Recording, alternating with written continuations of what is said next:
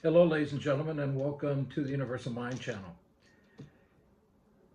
If you've ever listened to us before, you know that we assert reincarnation exists. If you're interested in how the body processes reincarnation as you die, check out the book Reincarnation: The Scientific Theory. It gets you, it takes you through how the body reacts and how it's been adapted to respond through evolution to identifying, preserving, and conserving the memories that need to go with you into the next life. Those memories that really contain your most memorable moments in your past lives, the memories that make you you. Um, Reincarnation, the scientific theory. Um, Death can happen to you at any time. They say that be prepared in life. Uh, well, it's also true. Prepare yourself for the next life. And no, this is not a Christian station. Christianity has nothing to do with this. This is the laws of physics. This is science. This is reality. It's not cult fiction. Um, we're going to go through some things in an attempt to help you when that time comes. A lot of people freak out when they die. They kind of close down. They don't want to know what's going on. Um, some even actually go to sleep. They withdraw totally from the process, and it is a process. So, and it's a process that you can control. But you have to have some information ahead of time to know what you can. There are things that you can control, and there are things you cannot control. So we're going to go through them. Uh, the list, a list that um, I've been able to come up with so far, um, and try to help you prepare for the inevitable. Um, Remember first that every choice you make, and let me back up just a little bit,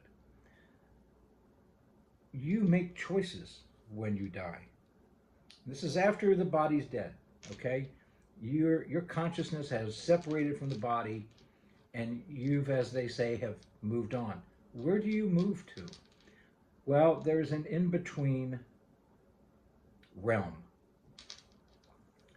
between this physical, between one life and the next. And it is separate from this, the physical reality that we have become familiar with, and that we see, hear, feel, touch with our limited perceptions. This is a different arena. There's, it's not, it has no color. It's purely light and non-light. So there are shadows. In fact, I call it Shadowland. Um, there, there are machines there that process you into the next life. There are beings in charge of those that operate those machines, devices, and they process you through this. It's like a queue. Um, there's a line, kind of, in a sort of way. You are processed through it. You are expected to make some decisions. If you don't make those decisions, then the decisions are made. The necessary decisions are made for you, and we're going to get to that. So there is a need, I think, for you to know ahead of time what to expect, so it's not um, totally crazy for you. Okay, and that you can keep your wits about you and make the necessary decisions that help you plan your next life so that you're not part of uh, the riptide of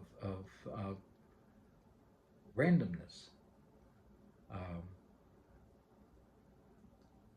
and I think anybody would want some help in that. So here we go. Just remember it, every choice you make creates ripple effects. There's a causal chain, a cause and effect. If you make one choice, you by making that choice eliminate other choices that you could have made. That's just cause and effect. There exists an inner space between this physical reality that we experience through our limited senses and the rest of the universe. Just as we humans have no ability to interact with quantum reality, things small, atoms, molecules, um, photons, um, just as we have no way of understanding and comprehending how that works physically, we don't really have a basis from which to come to grips with how Shadowland works.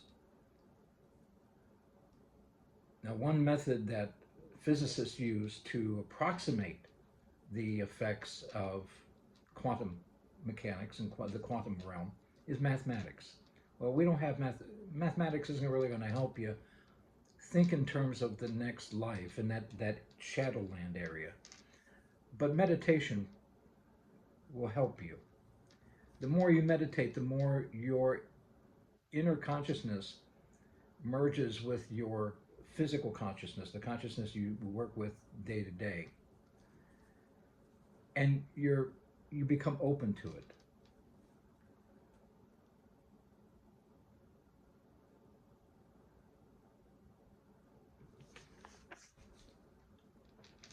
First things, there are things that we can control, and there are things that we cannot control. There are things that we can take with us into the next life, from this life. What do we take with us? We take with us our memories. Information from past lives. Information cannot be destroyed. The second law of thermodynamics tells us that information cannot be destroyed. So your memories, who you are, cannot be destroyed. Your personality cannot be destroyed. What happens to it? That's why there's reincarnation. We are processed from life to life. We take with us our basic intelligence, our IQ, hand-eye coordination, um, our likes and dislikes, our biases and prejudices. We don't suddenly become better people. We get a little more enlightened, but the process of learning and growth as a soul is a multi-life process. You just don't snap your fingers and say, today I'm wise. It's like that in death too. It doesn't change you, okay? It just takes you from one body and puts you in another. It processes you. You have to do the heavy lifting, right? These guides, they'll process you through into the next life, help you prepare your next life, or make your decisions for you if you refuse to make the decisions for your next life. They'll do it for you. That's their job. But they're not going to, they can't make you better because it interferes with the law of free will. They can't force you to do anything. And changing you from who you are to somebody better, even if it's a state of mind, even if it's to get rid of your biases and prejudices. Those biases and prejudices, they're with you because of your own free will. You've chosen those. You may have lived, you may have learned of them through your family life, your social interactions, but you maintained them during your past life because you chose to. That's free will. They're not going to interfere with that. And I don't think they really care. In the end, they're very impersonal about their interactions with us.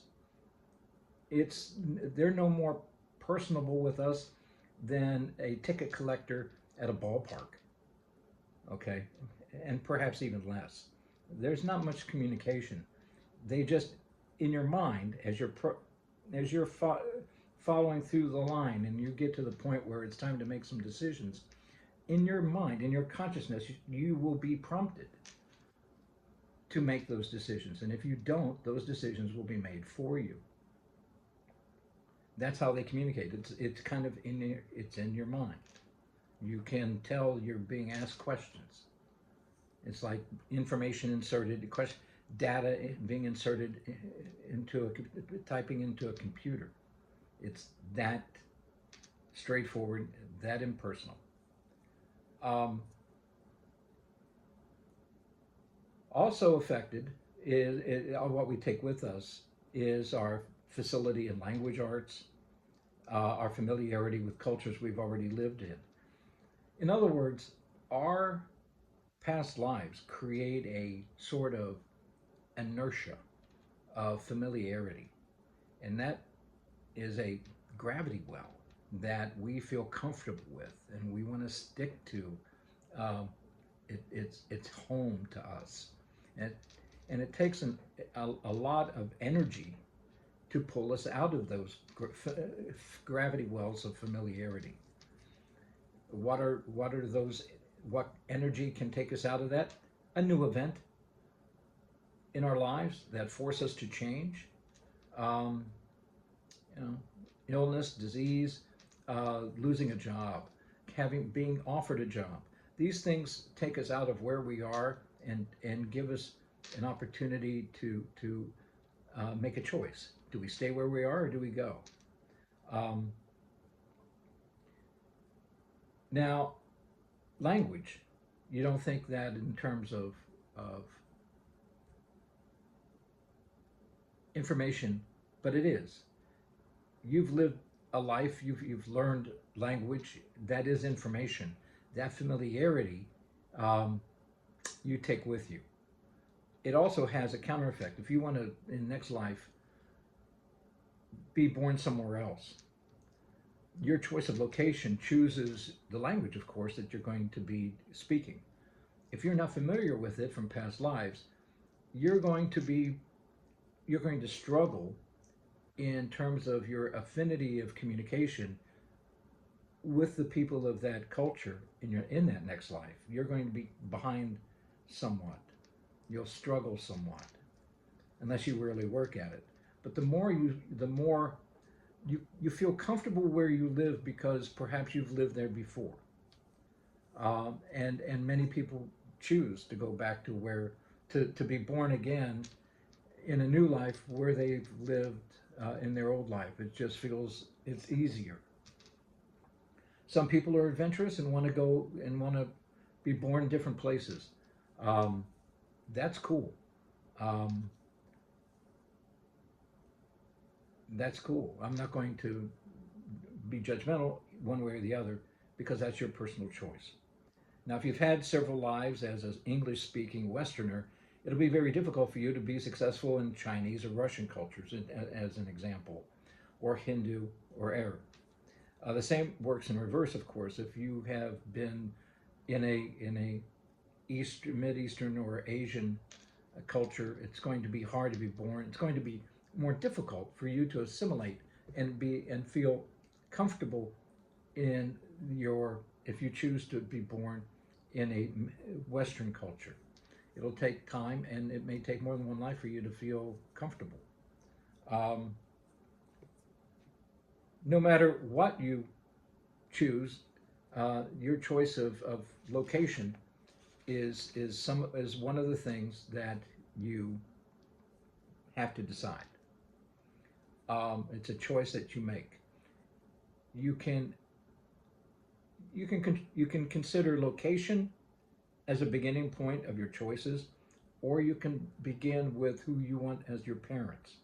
Location will affect who your parents are going to be, of course, because if you choose, the populations, if you choose to be born in New York City, there are only going to be, so many people that you can choose from to be your parents within the rest of the decision tree that you're going to create for yourself. And remember this: the more specific you make of your choices, the more choices you make, the more you leave up to randomness, the harder it is to find a match. And that can be a problem. The more specificity you create within your decision tree of choices to make for your next life, the harder it's going to be for the beings that control this process to find a match for you. Conversely, the fewer matches, the fewer choices you make, and the easier it is for them. They just do it randomly. Um, and that's kind of that's not kind of how that's how it goes. It's random. If you don't choose, they choose for you. You may not like it. Think about that. You don't want to spend another life living in a way you'd rather not, and you'd like to be able to take control of your life environment. So, what are the choices? Well, location is one. Let's choose that first. It determines your climate, determines the social milieu in which you are born and raised. It determines how diverse your environment, your social environment is, how much personal freedom or lack of freedom you have, the quality of your life, environmental health, the quality of your education, how good are the schools at the location you're going to be born in. If you're into sports, if you want a life, a career in sports, is that available to you there?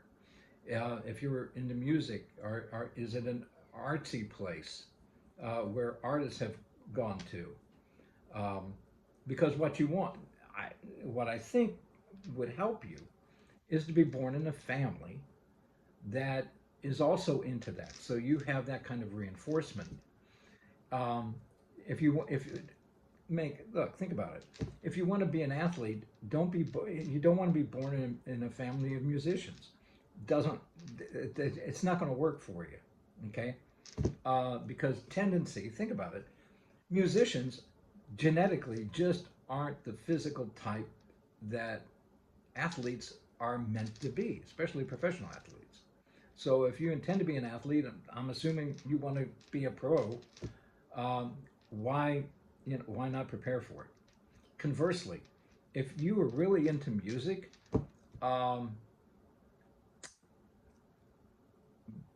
being born in, say, well, I mean, I guess there are musicians everywhere, but it certainly helps if you're born. If you want to get into film, be born in California, around Malibu. Okay, think in terms of that. Be born into an area where there are families that can be your parents and raise you in that milieu of culture and interest. So you have that kind of reinforcement going for you um, as you grow up in the next life. Um, Location determines crime, gangs, gun violence, random violence. Um, that gets into how free will of others can affect you. For example,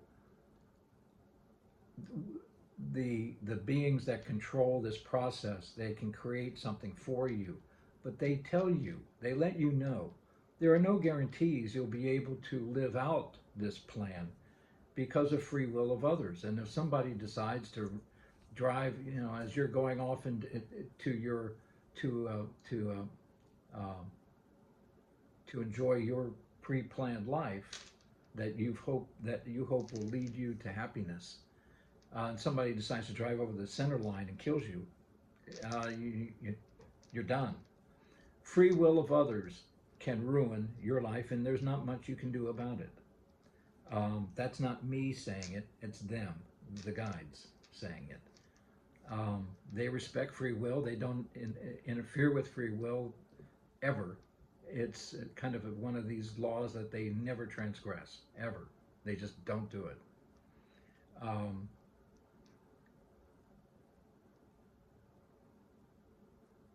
that is the way it is. And of course, location, as we've already said, chooses parents indirectly because of location and the population involved there. Your choice of parents determines your heredity, your personal appearance, your health, both young and old, the genetic markers that predetermine a predisposition toward certain illnesses. I can tell you this, right before I was born, one of the things I did not want to do, I did not want to have, I told them I don't want to have anything to do with cancer. I don't want to have any disease, and this is what I said. I don't want to have any disease that had anything that pulls the rug out from under my life. I was adamant about that. I don't want anything pulling the rug out of my life, especially these genetic things. Um, so far, I've been very fortunate. I haven't had any. I grew up with asthma, but I overcame it, and that's a story in and of itself, um, which is for another time. Um, Choice of family determines the financial environment in which you are born and raised, family wealth, education opportunities, career paths. Whether you have siblings or not, whether you're an only child or a sibling, will affect not only your social environment but you. It will affect how you're raised, your perception of yourself. You know, I was an only child, so I'm self-centered as all get out, and there are pluses and minuses both ways. Okay. Um, Also, choice of parents affects personal stimuli, your family interaction, your family discipline. How are you taught to behave? Who's teaching you? What parents? What are they like? What are their pluses and minuses? If that matters, then you have to be very specific about the kind of parents that you want. Now, when I came into this, and I'll use myself as an example. I had had many, many, many lives. I'm not proud of it. This is just the way it is. I've had many, many, many past lives as a soldier, mercenary, um, that kind of person, that kind of career, violent. Um, and that's all I knew. That's all I've known in past lives. I wanted something. Look, the world has changed. You don't need champions that fight each other, personal champions, um, even bodyguards, mercenaries are it's becoming a different world. Thank goodness. Violence is no longer an acceptable form of income, whether it's to protect people or people are looking for other careers. Back in the day, folks, I'm just telling you. Back in the day, um, people that knew how to handle weapons, uh, swords, shields, that kind of thing, they were needed. Um, my history of this goes back to Roman times. I've had past lives where I was a Roman soldier, or in part of. Um, if you know anything about the War of the Roses, I was one of the White Roses. Um, I fought on the side of Warwick. Um, but again, that's a different issue. And I was in World War II. Died shortly after coming back home from the war. Um, Committed suicide after I came back from World War II. But that again is a different. That's another story. Uh, Another thing you choose is gender or race and race. You choose both. If you insist on not making a choice, they're made for you. Um,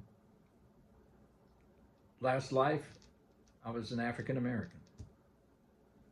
That again is another story. Um, But you get to choose if you want to make that decision. You get to choose what race, what gender you have.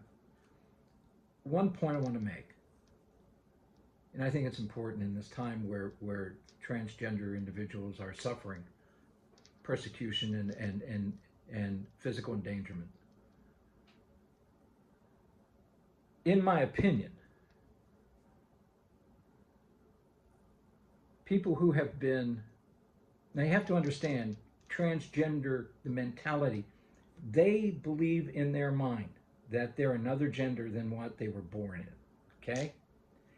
It's not a physical thing for them. It's in their, they think totally differently than what their body's telling them they are. They cannot exist like that and be happy. They deserve to be happy. Why are they like that? I have an opinion. I can't prove it, but I have an opinion. Past life. In my opinion, people who have transgender issues, who who are interested in transitioning from the gender they were born into another, they were the other gender in a past life, and their minds are still there, caught in that gravity well of personality, and they can't get out of it. And why do we make them be anything other than what they are? They're not hurting anybody. And it's cruel, unjust, discriminatory, and persecution of the sort that Christians complained of being dealt with in Roman times. The Christians are doing that to transgender people. And they don't see it because they're self-righteous fools. But think about it. You also choose the timing of your birth. You choose when to be reborn. But I'll tell you this, the guides in charge of the process, they hurry you through this. They don't want you laying around, literally, okay? Just being there, curled up in a ball, scared to death to do anything, no pun intended, to do anything. They're pushing you to come to the surface of consciousness, and they want you to reinvest yourself in life. Don't just lay there scared. Take charge of your next life. Take charge of that transition period so that you can be somebody you want to be in your next life. There is no heaven. There is no hell, except what you make of it in this world. Don't forget it. All right? Forget the mumbo jumbo of religion. Religion has no reality in life. And if you say, well, religion it makes people good. No, it doesn't. People's own inner goodness is what you see. It would be there if it wasn't a religion or not. Religion just gives them a focus upon which to an opportunity to express it. It's going to be all there anyway. All right. So stop the mumbo jumbo about religion creating goodness. It doesn't. Humans do, just as they do badness. It's a choice. Okay, what don't we control? The consequences of our choices, of course. The more we specify our path, the more difficult it is to find a match for where we're to be born. Specificity eliminates or narrows options. Non-specificity creates or broadens options. But you want to create the life you really want for yourself, so be invested in it, be involved. You don't control what others choose. Many choose to remain close to where they already know, where they've lived in past lives. The more familiar you are with your area, your people, there's a gravity well that groups of people create, and they follow each other into the next life.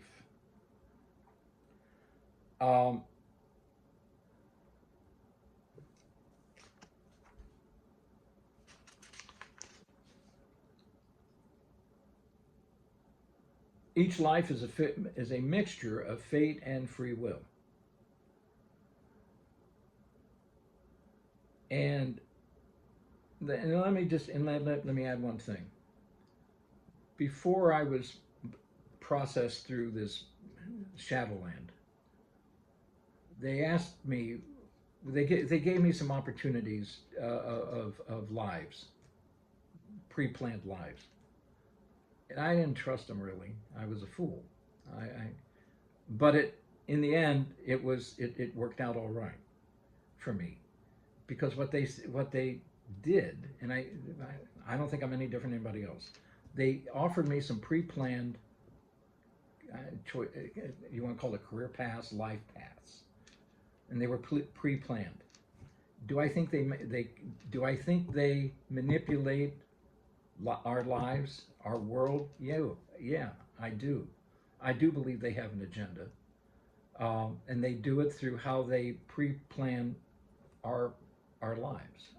Okay, they offer it to us. They offered me like five of them, and I said I'm not sure I want any of them. I didn't trust them, and I was foolish, but it is what it is. I didn't know then what I know now.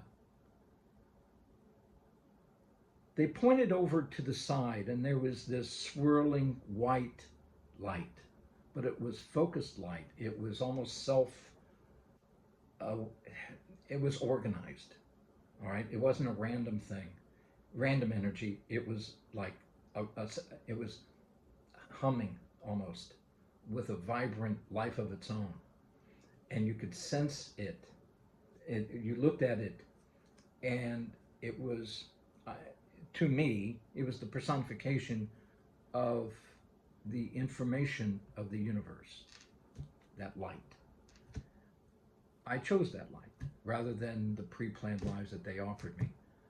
And it was like being suddenly in a shower of laser beams. It was a mind expanding, mind evolving flash of a shower. It was literally a shower of intense light. And in all that light was all the information of the universe. And you can't absorb that. Okay, it goes through you, and you sense it, and it flies past you. And yet you realize how little we're aware, how little we know, and how much there is to learn. And it was an amazing experience, and I wish it upon you, that experience. But it's your choice to take any of the pre-planned lives, to interact with these guides in creating your own path, or stepping into the light. And I can tell you this: the guardians, they didn't want anything to do with it. They said it's there. You want to do it? Go for it. We'll see you after you're done. And they said, just so you know, nobody comes out of it the way they went in. You step into the light, nobody comes out of the light the same way they went in. Well, that kind of appealed to me as a challenge, and I took it, and I just might do it again next time. We'll see. This is Universal Mind Channel on how to prepare for the next life. Have a great this life. Make it worth living. Take care.